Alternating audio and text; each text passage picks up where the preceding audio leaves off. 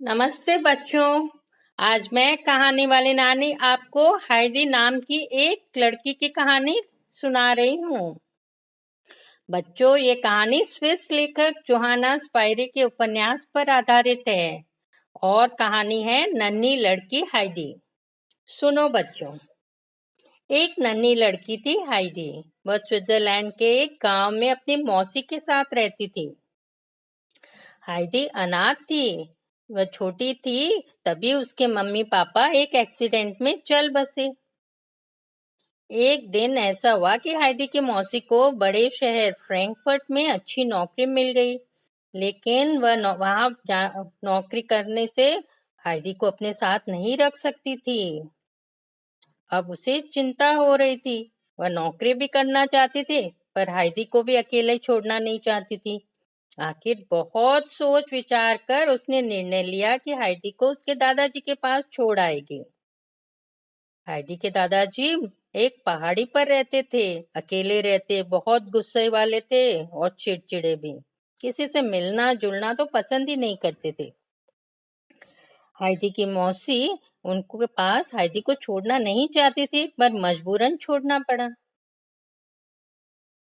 एक दिन हाइडी अपनी मौसी के साथ कहाँ पहुंच गई? दादाजी के घर। और उसकी मौसी ने दादाजी से कहा, नमस्ते, देखिए ये आपकी पोती है हाइडी। मेरे साथ ही रहती थी, लेकिन अब मुझे फ्रैंकफर्ट में एक अच्छी नौकरी मिल गई और मैं इस वजह से हाइडी को अपने साथ नहीं रख सकती। अब कुछ समय हाइडी आपके साथ रहेगी। और हाइडी की मौसी वहां से निकलने लगी। हाइडी के दादा भी नहीं चाहते थे हाइडी को रखने, और हाइडी भी वहां रहना नहीं चाहती।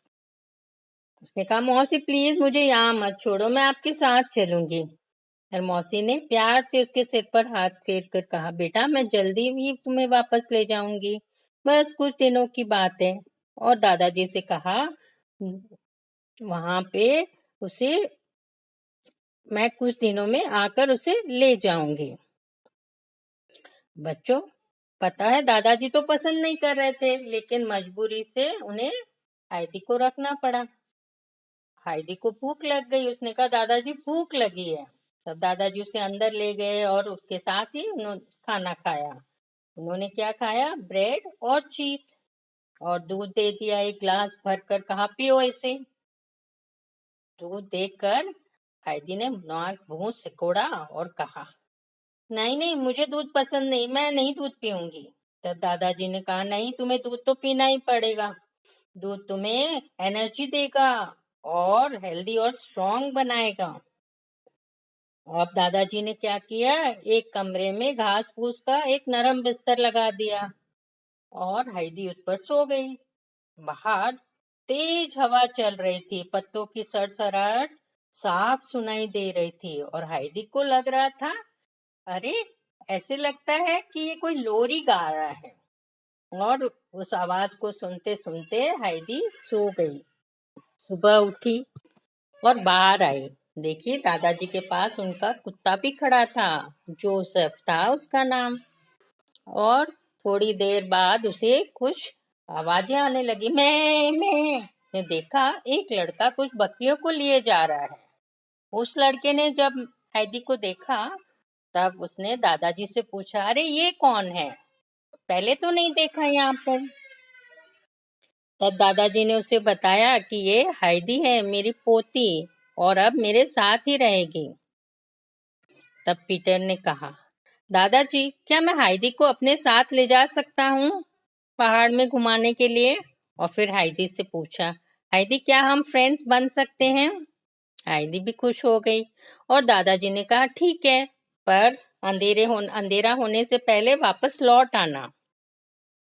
अब हाइडी और पीटर साथ साथ घूम रहे थे। हाइडी को तो हरी हरी घास बहुत पसंद आ रही थी और साथ में बकरियों के साथ खेल रही थी। मैं करती बकरियां उसे बहुत अच्छी लगी। पूरे दिन हाइडी और पीटर घूमते रहे और शाम को घर लौटे। तभी हाइडी चौंक गई, थोड़ा डर गई। उसने कहा, दादाजी देखिए, पहाड़ पर आसमान में आग लग गई है। उसकी बात सुनकर दादाजी को हंसी आ गई। उन्होंने कहा, अरे नहीं हाइदी, ये आग नहीं है।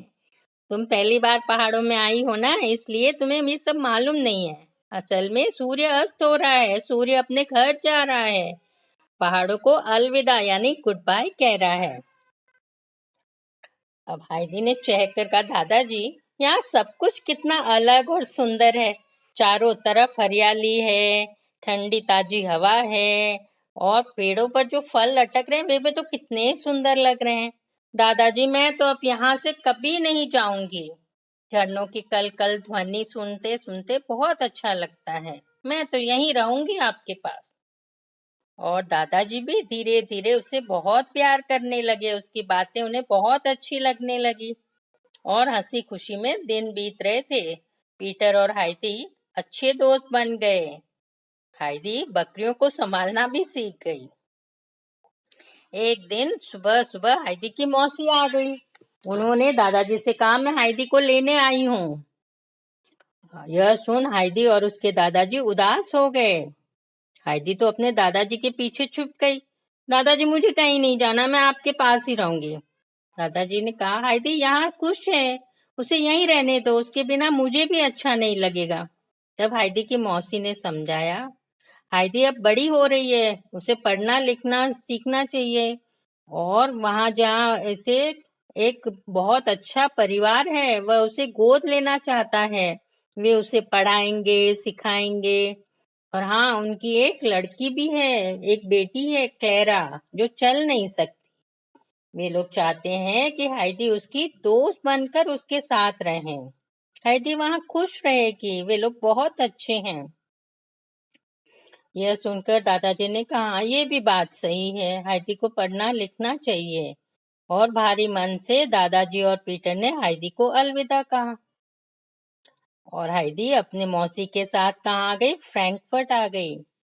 बड़ा ऐसा बंगलो देखकर, उसके सामने सुंदर सा बगीचा देखकर हाइदी तो खुश हो गई। अंदर गई, मौसी ने उसे क्लेरा के पापा और दादी जी से मिलाया। क्लेरा हाइदी से मिलकर बहुत खुश हुई और थोड़ी देर में दोनों अच्छी सहेलियां बन गई।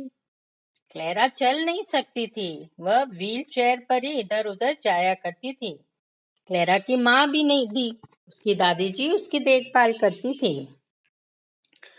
दूसरे एक टीचर क्लेरा को पढ़ाने आती थी।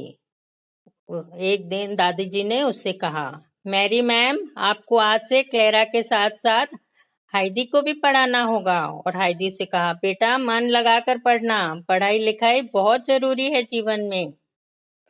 और क्लेरा पढ़ने लगी, बहुत होशियार थी, जल्दी से सब कुछ सीख गई। रात को क्लेरा की दादी जी दोनों को अच्छी कहानियां सुनाती, अच्छी बातें सिखाती। और हाइडी वह तो दादी जी के साथ थोड़ा बहुत खाना बनाना भी सीख गई। लेकिन सब कुछ अच्छा था, पर अक्सर हाइडी को अपने दादाजी की याद आती थी, पहाड़ों की याद आती थी, और वह उदास हो जाती थी। एक दिन क्लेरा की दादी जी ने कहा, क्या बात है हाइडी, तुम यहाँ गुमसुम रहती हो, उदास, किसी ने कुछ कहा, कोई तकलीफ है यहाँ? हाइडी के तो जैसे आंसू ही निकल गए। वह इतना ही बोल पाई, बस दादाजी की बहुत याद आ रही है, मुझे उनके पास जाना है। दादी जी ने उसे समझाया कि यहाँ भी तो सब अच्छा है, सब उसे प्यार करते हैं। पर हाइडी नहीं मानी, वह चुप रही। वह अब खाना भी ठीक से नहीं खा रही थी, दुबली होती जा रही थी। उसे देखकर एक दिन क्लेरा के पापा ने कहा, मुझे लगता है कि हाइडी का अब मन यहाँ नहीं लग रहा है। हो सकता है वह बीमार हो जाए। इससे पहले ही मैं कल ही हाइदी के जाने का इंतजाम करता हूँ। उसे दादाजी के पास जाना है और वहीं ठीक रहेगा। मैं उसकी मौसी को भी खबर कर देता हूँ। यह सुन क्लेरा उदास हो गई। उसने कहा, नहीं पापा, हाइदी को मत भेजिए। तब उसकी दादी ने समझाया, बेटा जैसे तुम्हें मेरे साथ अच्छा लगता है, वैसे ही हाइदी को अपने दादाजी के साथ अच्छा लगता है। जैसे तुम मुझे बहुत प्यार करती हो, हाइदी भी अपने दादाजी से प्यार करती है, उन्हें मिस करती है। हाँ, इस गर्मी में मैं तुम्हें वहां भेज दूंगी। सच दादी जी? क्लेरा ने कहा और फिर हाइदी से कहा, हाइदी, पहाड़ों पर अपने घर जाकर मुझे भूल न जाना। मैं जल्दी आऊंगी तुमसे मिलने। Bye bye, take care. अचानक हाइदी को देखकर दादाजी बहुत खुश हो गए। उसे गले लगाते हुए कहा, अरे हाइदी, तुम कब आई? अच्छा हुआ तुम आ गई। तुम्हारे बिना तो कुछ भी अच्छा नहीं लग रहा था। बहुत याद आ रही थी। पीटर भी रोज रोज पूछता, हाइदी कब आएगी, हाइदी कब आएगी। हाइडी ने कहा, हाँ दादाजी, मुझे भी आपके बिना अच्छा नहीं लगता था। आपकी बहुत याद आ रही थी। और शाम को खाना खाने के बाद दोनों बैठे बातें कर रहे थे और हाइडी ने दादाजी को क्लेरा और वहाँ की सारी बातें बताई। दादाजी, मैं वहाँ रोज पढ़ाई करती थी। थोड़ा थोड़ा खाना भी बनाना सीख लिया है। सब अच्छा था वहाँ पे। सब बहुत प्यार करते थे। पर आप जो नहीं थे, अब आपको छोड़कर मैं कभी नहीं जाऊंगी। और बातें करते करते हाइडी वहीं दादाजी की गोद में सो गई। एक दिन हाइडी और पीटर खेल रहे थे, तभी वहां पे कौन आया? क्लेरा और उसके पापा। दोनों क्लेरा और हाइडी एक दूसरे को देखकर खुश हुए, गले मिले। क्लेरा ने कहा, हाइडी, मैं अब कुछ दिन तुम्हारे पास ही रहूंगी। हम लोग खूब मजा करेंगे। और पीटर, हाइडी और क्लेरा तीनों दिन भर पहाड़ों में इधर उधर घूमते खेलते रहते थे। और हाइडी, वह तो व्हील चेयर पर थी। और हाइडी नहीं, सॉरी, क्लेरा व्हील चेयर पर थी और हाइडी उसे धकेलती रहती थी। पीटर को वैसे तो क्लेरा अच्छी लगती थी, पर हाइडी का उसको प्यार करना अच्छा नहीं लगता था। उसे डर था कि जब क्लेरा वापस जाएगी तो वो हाइडी को भी अपने साथ ले जाएगी। और वह चाहता था कि क्लेरा जल्द से जल्द यहाँ से चली जाए। और एक दिन उसने क्या किया, जब वहां कोई नहीं देख रहा था, उसने धीरे से क्लेरा की व्हील चेयर को पहाड़ी के नीचे धकेल दिया। और जब क्लेरा को पता चला कि उसकी व्हील चेयर पहाड़ी के नीचे गिर गई है, तब वो बोली, अरे अब मैं क्या करूंगी? व्हील चेयर के बिना मैं इधर उधर कैसे जाऊंगी? यहाँ तो दूसरी व्हील चेयर भी नहीं मिलेगी। तब हाइडी ने कहा, अरे क्लेरा, तुम मत रो। मैं हूं ना। तुम मेरा हाथ पकड़कर चलना। मैं तुम्हारी सहायता करूंगी। तुम्हारी व्हील चेयर मैं बनूंगी। बच्चों, पहाड़ों की शुद्ध हवा, ताजे फल, सब्जियां, बकरियों का दूध पीकर क्लेरा के शरीर में बहुत ताकत आ गई। उसने हिम्मत करके हाइडी का हाथ पकड़ा और धीरे धीरे कदम बढ़ाने लगी। शुरू में तो 2-3 कदम चलकर वह लड़खड़ा गई, पर हाइडी ने उसे संभाल लिया। और धीरे धीरे कुछ दिनों में क्लेरा बिना सहारे चलने लगी। वह दौड़ने भी लगी। एक दिन क्लेरा के पापा और दादाजी उसे वापस लेने आए। और हाइडी, वह वहीं खड़ी थी। क्लेरा थी नहीं। उन्होंने पूछा, हाइडी, तुम कैसी हो? क्लेरा कहाँ है? तभी क्लेरा दौड़ती हुई आई और दादी जी के गले लग गई। दादी और पापा का तो मुंह खुला का खुला ही रह गया। वे तो पलके आंखें झपकाना ही भूल गए। अरे कमाल हो गया, तुम चलने लगी हो बिना सहारे के। ये कैसे हुआ? दोनों की आंखों में खुशी के आंसू आ गए। दादाजी और हाइडी ने कहा, यहाँ का वातावरण इतना शुद्ध है कि ये क्लेरा ठीक हो गई है। दोनों ने दादाजी और हाइडी को धन्यवाद कहा। तभी पास खड़े पीटर को अपने किए पर पछतावा हुआ, ग्लानि हुई। उसने सभी के सामने आकर हाथ जोड़कर कहा, मैं आपसे कुछ कहना चाहता हूँ। हाइडी की जो क्लेरा की जो व्हील चेयर थी, वह मैंने ही गिराई थी पहाड़ के नीचे। मुझसे गलती हो गई। मुझे माफ कर दीजिए, प्लीज मुझे माफ कर दीजिए। मुझे क्लेरा से जलन होने लग गई कि हाइडी उसे ज्यादा समय दे रही है। और फिर सबने उसे माफ किया। दादी जी ने कहा, हाँ, तुमने बहुत बड़ी गलती की है। किसी से ईर्ष्या करना ठीक नहीं है। पर फिर भी तुम्हारी इस गलती की वजह से ही तो क्लेरा चलने लगी। हाँ, हम सब माफ करते हैं, पर वादा करो आगे से किसी से द्वेष नहीं करोगी, ऐसा वैसा कोई काम नहीं करोगी जिससे किसी को तकलीफ हो। अच्छा, ठीक है, अब आगे से ऐसा नहीं करूंगा। किसने कहा? पीटर ने। और जाते जाते क्लेरा ने कहा, फिर जल्दी वापस आऊंगी। Heidi, bye bye, take care. और हाइडी अपने दादी और पापा के साथ अपने घर चली गई। तो बच्चों, कैसी लगी ये कहानी, एक नन्ही लड़की हाइडी? हाँ, ऐसी और कई मजेदार कहानियां आप मेरे YouTube चैनल पर सुन सकते हो। सब्सक्राइब करना और बेल बटन जरूर दबाना ताकि आप मेरी कोई भी कहानी मिस ना करो। कहानी अच्छी लगे तो लाइक बटन दबाना और कमेंट्स भी भेजना।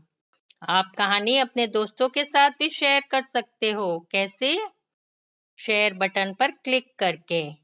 और अगले हफ्ते फिर मिलूंगी एक नई कहानी के साथ। तब तक गुड बाय, टेक केयर।